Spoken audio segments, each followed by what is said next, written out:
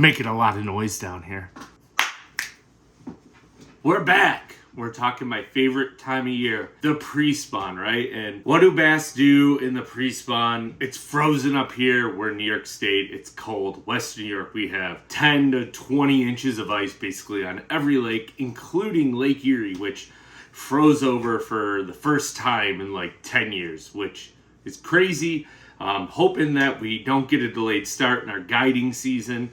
But, I mean, we have tons of lakes inland too that right now are frozen that will open first and we'll be able to get out and put a lot of bass in the boat. I'm looking forward to that. So I want to talk to you all about my 3 favorite pre-spawn hard baits today and why you should add these into your arsenal. We're going to talk about my setups and we're going to talk about where I throw them. So stay tuned for this video. I hope you enjoy and let's get started. But first, as always, if you're new here, hit that subscribe button. We greatly appreciate it. Everything that we talk about on this video, if it is available on Omnia, you can go down in the description, hit that link, type in code SERIOUS10 and save a bunch of money over at Omnia. So make sure you hit those links down below. Lipless Crankbaits. It's the first bait we're going to start with.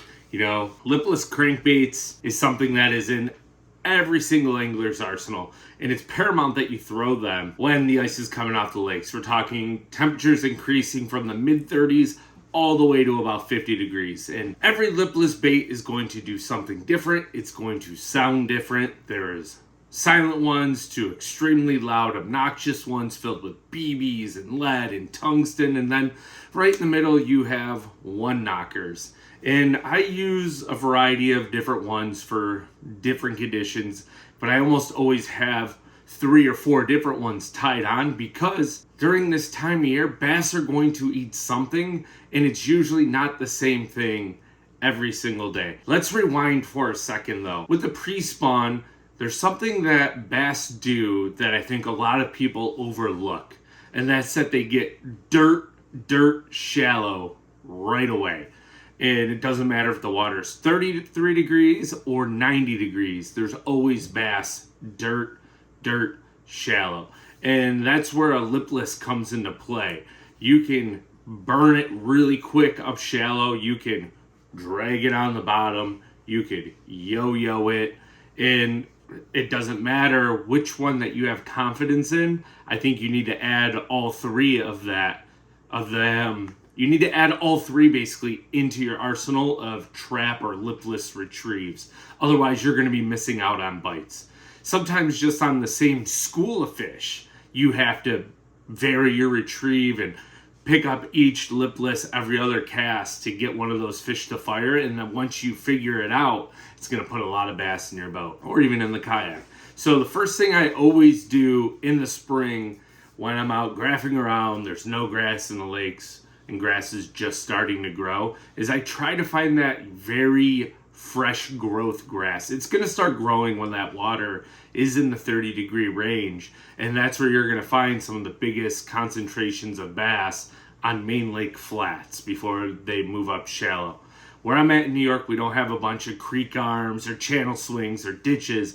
We have big glacial lakes that are basically bowls, but we do have flats built in. We have a lot of rock, we have a lot of shell, we have a lot of sand. So those are all different things that you want to look for. We have a lot of creek mouths that flow into the lake, but instead of having a drain where they kind of cut underneath where they flooded a reservoir, it just dumps into the lake and you'll have a lot of rock deposits on those creek mouths. The first trap that I always reach for, and it's tried and true, it's a staple, is going to be your Strike King Red Eye Shad. You can throw it in the regular one. The regular one catches a lot of bass.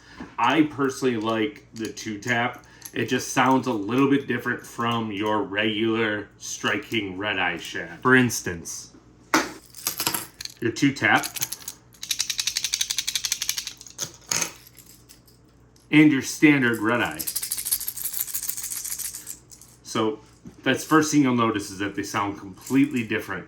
I've come to find other lipless baits sound better and catch more fish than the standard Red Eye, so I don't throw the Red Eye nearly as much anymore, the standard one, but I do throw a 2-tap a lot. The 2-tap is great for grinding it into the bottom and giving it subtle yo-yo hops. I think the 2-tap comes in play when you have a lot of other boats and anglers on the water throwing your standard lipless crankbaits around. It just helps you get a few extra bites. And I also like the 2-tap on the yo-yo technique because as you lift it and kill it, you get that tap, but when it hits the bottom, you also get a subtle tap, tap, tap, tap.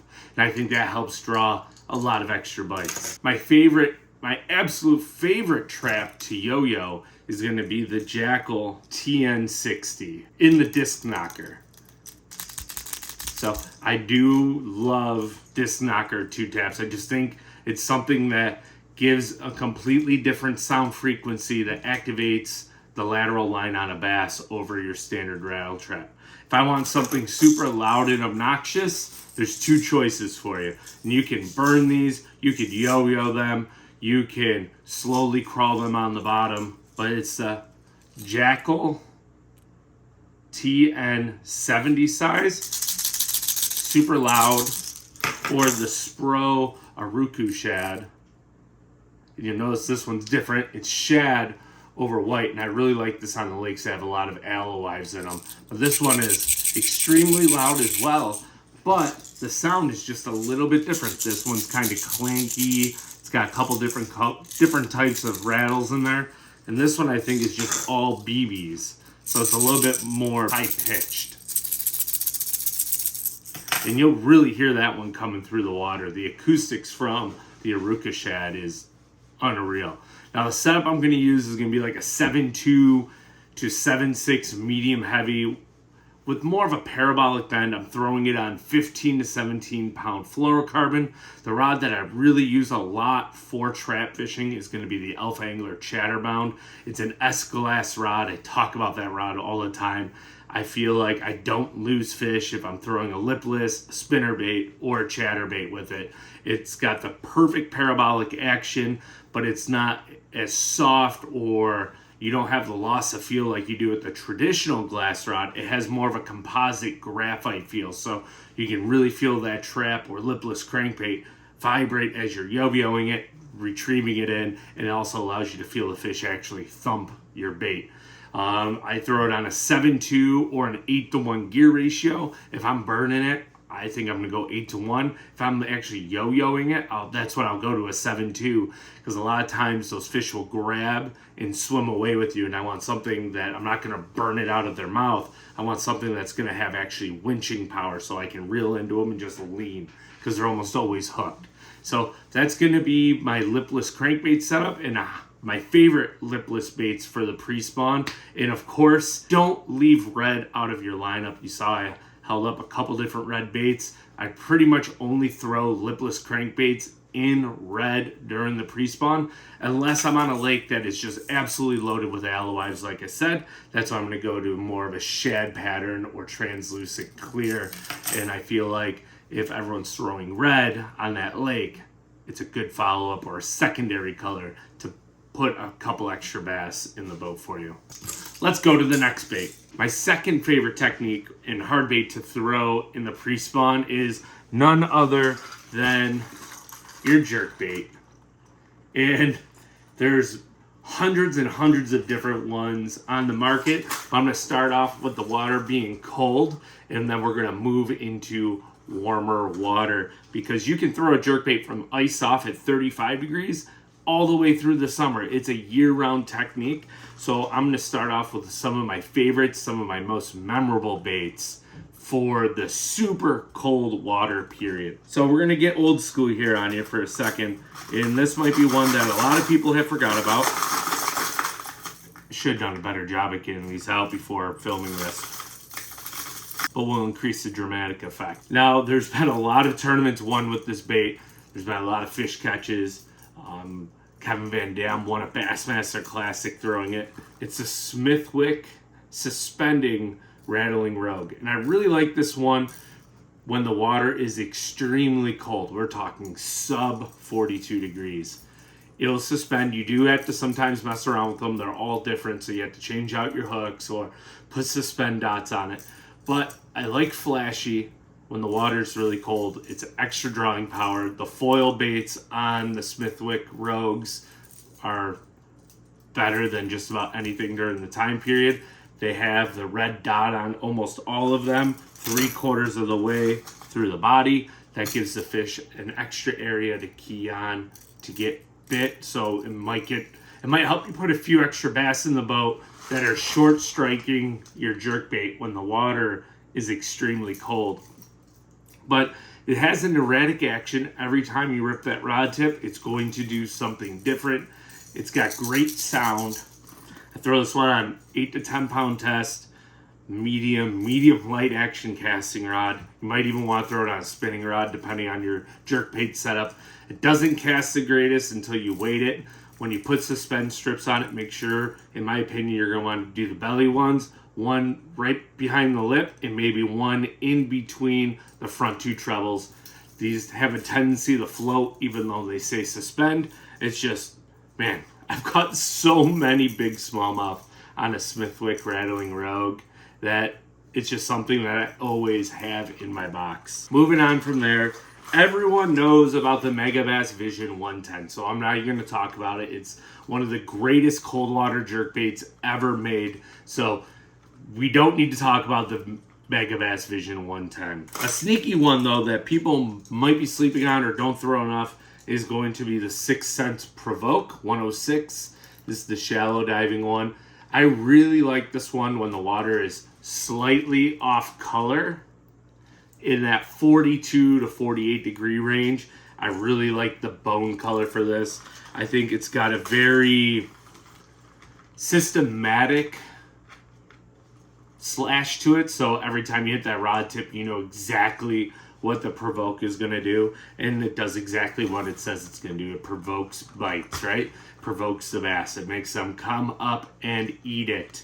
I've had some very memorable days fishing around a local harbor here on Lake Erie, just trying to get my first bass of the year in the boat, and sure enough, the one that comes through for me is the 6 Sense Provoke. The rod I'm going to use is Alpha Angler Slasher. It's a 610 medium. It's a fast action rod with a parabolic bend. Treble hooks, parabolic, synonymous. It's going to help you put a lot more bass in the boat because you're not going to pull the treble hooks out of the face of the smallmouth or largemouth or even spotted bass that bites it. Now, as the water gets closer to that 50 degree range, this is where you can start having fun with jerkbaits. You can start throwing a lot of different ones at them. We're going to go JDM Market on you here. And I was really ecstatic. I had a good friend and client give me this as part of a tip on a guide trip.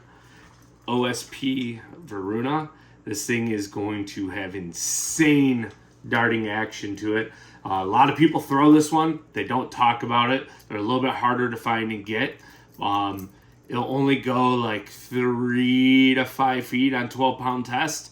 Super sticky, sharp hooks. This is like a ghost minnow. This is a fun one. The other one that you might scare yourself as you're throwing because you're going to think your line broke every time you throw it is going to be the Jackal Re-Range on that 110 size. This one's super erratic. I love it when the water hits 50 to 60 degrees. It's going to break tons of water. It has a ton of movement. You can fish it really fast. You can fish it in a quick twitch, just a constant movement. It's just going to go all over and dart all over the place. This is the Pro Blue color. Pretty much my favorite re-range color. Pro Blue will work all over the country. And a new one to me that I haven't gotten to throw yet, but I'm really excited about, is this Bass Mafia jerkbait. I love foiled baits when it's sunny, calm, ultra clear water. It pulls fish from long ranges. I'm not sure where this one's going to fit into the arsenal yet. This one's a deeper runner, so it's probably going to get like that 8 to 12 foot range. But I'm really excited. I've seen a lot of good videos of people throwing the Bass Mafia jerkbait around. There's a bunch of other ones too. You have junior sizes and you have stunnas. They all catch bass, but those are the ones that I like to throw during the pre-spawn period. Now, last but not least, we're gonna go balsa here in a tried and true Everybody throws it during the cold water periods. You're past the shad wrap of sub 40 degree water. The fish are moving shallow. You want to grind the bottom. Is there a better bait or a more famous bait than the Rapala DT6 in Demon? We've seen Bassmaster Classics 1 on the Demon. We've seen Mike Iaconelli catching them on, like, was it the blueback chartreuse or the parrot color? There's so many good fish catching colors. It's got that balsa bait action, mass produced, so you're not gonna have the wide variant actions. Most of them are very, very similar, the best they can be, because every piece of balsa wood is different. But I mean, this is just your tried and true bait. You can grind it through rocks, you can grind it through sand, you can throw it up shallow, you can get off the bank and grind the tops of weeds with it and get a lot of fish to throw it. I like to steady retrieve my DT6 just to make that bait wobble, and then when I hit a piece of cover, I'll actually pause it for a second or two, let it slowly float up, and then keep grinding away. The DT series is something that catches bass all over the country, has put thousands of bass, if not hundreds of thousands of bass in the boats for anglers all across the country. Now, as we round out this video here, I do have to mention my DT6 setup, and that's going to be the Alpha Angler Rebound. It's a 7-foot S-glass rod, medium, heavy, power, deep parabolic bend. I use this rod for DT6s, flat sides, fritz sides, all the way up to 5XDs. It can basically cover all of your bases. Super sensitive rod. You can feel that bait wobble and vibrate through the water. Reel's gonna be a 6:3-1, 6:5-1, or 7:2. All three gear ratios will work. Lately, I've been more in the 7:2 range, but I do like throwing it when the water is super cold on 6:3. In line, it's gonna be right around that 12-pound test marker. 100% trilene is a fantastic crankbait line. Tons of abrasion resistance, so you're not gonna rip up your fluorocarbon and get a lot of nicks above where you line tie it on. So if you want to save baits, go with a more abrasion resistant fluorocarbon for your power fishing applications. But these three baits, I think, are three baits that you can take on the hard bait side of bass fishing in the pre-spawn. Put a ton of bass in the boat. You're going to catch big bass, possibly even your PB, wherever you are in the country. So make sure you tie these on, get out on the water, put some bass in the boat. We greatly appreciate you tuning this week's video here on the Full Fishing Guide Service page. If you want to book a guide trip, go down there below, hit the link, go over to my social medias, send me a message. We'll get you out on Lake Erie or the Finger Lakes or any lake that's up here in New York or on the Great Lakes. We can set up your dream trip, put you on giant bass or numbers, or if you want to learn something that's technique specific, we also offer classes for that as well. So we greatly appreciate. Comment down below if you enjoyed this video, or maybe your top 3 hard baits to throw during the pre-spawn period, and stay tuned for the next one.